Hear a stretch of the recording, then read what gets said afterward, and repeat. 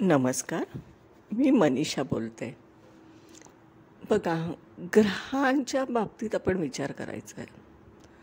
ग्रह हे नक्षत्रपटलावर फिरत आहेत. नक्षत्रांची जी आकाशात रांगोळी घातली आहेत ना, जी ठिपक्यांची रांगोळी, ज्याला आपण नक्षत्र म्हणतोय, त्याच्या आकाराला आपण एक नाव दिलं विशिष्ट, आणि त्या पटलावर हे ग्रह फिरत आहेत. भ्रमण चालू आहे, गोचर चालू आहे, ट्रान्झिट चालू आहे. आता हे एकटेच फळ देतात का ग्रह?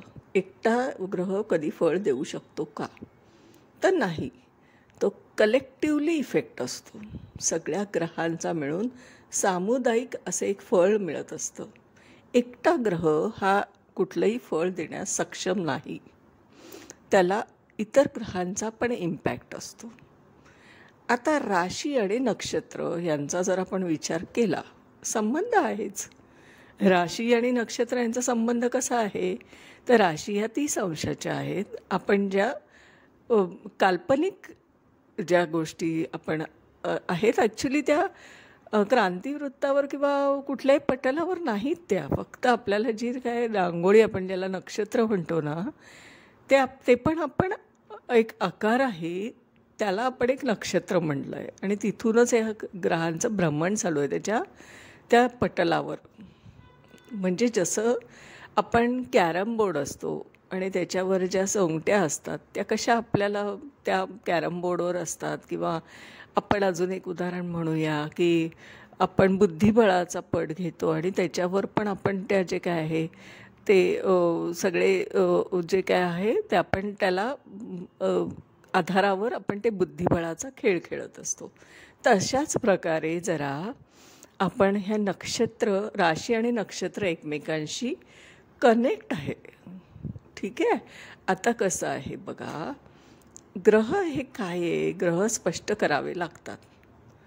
कारण एक सायन आणि एक निरयन असं 2 पद्धतीने हे गणित आहे. आपण ज्योतिषशास्त्राचं गणित शिकणं खूप आवश्यक आहे. कारण जर गणिताचा आधारच नाही घेतला, ज्योतिषीय गणितच नाही केलं, तर आपल्याला बऱ्याच गोष्टीचं आकलन होत नाही. ज्योतिषीय गणित म्हणजे मॅथमॅटिकल ॲस्ट्रॉलॉजी शिकणं फार गरजेचं आहे. आता याच संदर्भाने मी एक बोलते की ज्याला आपण पंचतारा म्हणतो, म्हणजे शनी, गुरु, मंगळ, शुक्र आणि बुध, हे जे काही आहे 5, हे 5 जे आहे यांचा काही अंशात्मक असे संस्कार न झाल्यामुळे आपल्याला चुकण्याची शक्यता आहे. काय चुकतं? तर आपल्याला त्याचं नवमाश चुकण्याची शक्यता आहे. तर मग आपल्याला काय केलं पाहिजे हे सगळं टाळण्यासाठी? तर आपण जरी जुने पंचांग घेऊन बघितले तर त्याच्यात ते संस्कार झालेले नाहीत या पंचतारांवर. आता आपण काय करायला पाहिजे मग आपण आत्ता पंचांगाच्या आधारे ज्योतिषीय गणित करून ग्रह स्पष्ट केले पाहिजे. आणि ग्रह स्पष्ट करताना ते सायन पद्धतीने करायचे आहेत. सायन पद्धतीने झाल्यानंतर त्याच्यावर आपण जे काय पुढे करणार आहोत स्टेप्स, ते पक्षाचं जे काय अयनांश आहे ते त्याच्यातून वजा केलं की आपल्याला निरयन ग्रह मिळत असतो आणि मग तो बिनचूक मिळतो. आता हे आपल्याला ग्रह स्पष्ट करायला भरपूर साधनं आहेत. आपण लॉग टेबल यूज करून पण ग्रह स्पष्ट करू शकतो. अशा पद्धतीने जेव्हा आपण करू तेव्हा ते कुठेतरी आपल्याला ते नवमाशी नीट नातं जोडलं जातं आणि ते शास्त्रशुद्ध होतं निरयन करणं. हे म्हणजे सायन नंतर ग्रह सायन स्पष्ट करून नंतर निरयन करणं हा एक शास्त्रशुद्ध मार्ग आहे. आता हे नक्षत्रांचा विचार जेव्हा आपण करतो आणि नवमासचा करतो त्यावेळेस हे इतकी सूक्ष्मता आपण जेव्हा गणिताच्या द्वारे आणतो तेव्हा कुठे तो ग्रह आपल्याला योग्य फळ देण्यास लक्षात येतो. आता आपण थोडासा एक साधारण विचार करूया. आपण रवीभोवती हे सगळे फिरतायत ग्रह. आता रवी हे काय केंद्रबिंदू आहे ना, त्याच्या भोवती हे सगळे ग्रह फिरतायत. आता रवी जर मेषेत असेल, आता रवी मेषेत आहे, आपण त्याला म्हणतोय उच्च राशीत आहे, म्हणून एकदम भरमसाठ फळं वर्तायची का आपण त्याची? एकदम टोकाच्या भूमिका घेतल्यासारखं सगळंच चांगलं गुडी गुडी म्हणायचं आहे का? तर नाही. लक्षात घ्या, मेष राशीमध्ये सुद्धा नक्षत्र आहे. कोणतं आहे? अश्विनी, भरणी आणि कृतिका. याचा आपल्याला डीपली विचार करायला हवा आहे. अश्विनी नक्षत्रातलं फळ वेगळं आहे, भरणी नक्षत्रातलं वेगळं आहे आणि कृतिका नक्षत्रातलं फलित वेगळं आहे. काय फरक असेल बरं हा? अश्विनी नक्षत्रात जेव्हा असतो तेव्हा मानी स्वभाव, पैशाच्या व्यवहारात चोख व्यवहार करणारा, दुसऱ्यावर प्रभुत्व गाजवणारा आणि अहमपणा खूप असतो. कारण काय आहे तर मेष हे फोर्स आहे. मेष म्हणजे काय? फोर्स आहे. आता ह्याच्यामध्ये ही लोक करारी पण असतात बरं का. पण तेच आपण जर भरणी नक्षत्रात गेलो ना, तर भरणी नक्षत्रात थोडासा एक वेगळा फ्लेवर आपल्याला बघायला मिळतो, एक वेगळा गुण बघायला मिळतो. एक म्हणजे धूर्तपणा असतो, थोडा दुटप्पी स्वभाव असतो. बुद्धिमत्तेच्या बाबतीत मात्र उच्चीची फळं आहेत, कारण तो शुक्र आहे शेवटी. शुक्र, विचार करा, तापटपणा आलाच आहे तिथे. हे अशी फळं आपल्याला वेगवेगळ्या प्रकारे नक्षत्रांच्या संदर्भात मिळत असतात. आता कृतिका तर काय आहे तर थोडा कृतिका नक्षत्र हे रवीचंच आहे. आता रवी जेव्हा मेष राशीत असतो तेव्हा एकतर मंगळाच्या राशीत असतो, त्यात कृतिका नक्षत्र हे रवीचं आहे. त्यामुळे हे स्वभाव थोडासा चिडखरपणा येतो बरं का त्यांच्यात. असा शास्त्रीय दृष्टीने अभ्यास करणं खूप चांगलं. त्याच्याने आपल्याला फलित उत्तम प्रकारे करता येतो. अशा जी कृतिका नक्षत्रात रवी येतो ना जेव्हा, तेव्हा ही लोकं ना थोडी कमी पटतं बरं का यांचं लोकांशी. म्हणजे खूप पटवून घेत नाहीत ही लोकं. पण ते मात्र चांगले गुण काय आहे त्यांचे?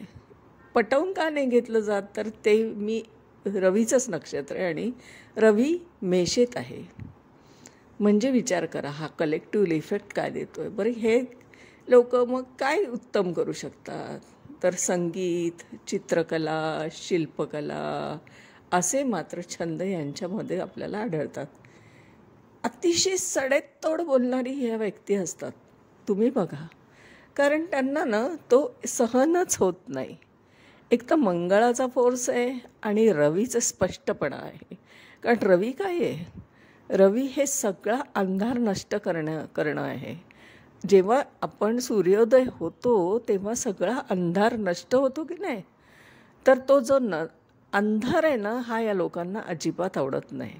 म्हणजे अंधारमय जीवन, एकदम वेग बोलणं किंवा काही आधार नसताना बोलणं वगैरे यांना हे पटत नाही बुद्धीला. आणि म्हणून ते स्पष्टपणे त्याला विरोध करतात. स्पष्ट वक्तेपणा हा त्यांचा एक बाणेदारपणा असतो त्यांच्यात. हे असे छान वेगवेगळे आपल्याला पैलू दिसतात बरं का हे व्यक्तिमत्वामध्ये. हे जरा असं निरीक्षण करायचं आहे. म्हणजे सायन आणि निरीयन हे गणित केलं पाहिजे. सायन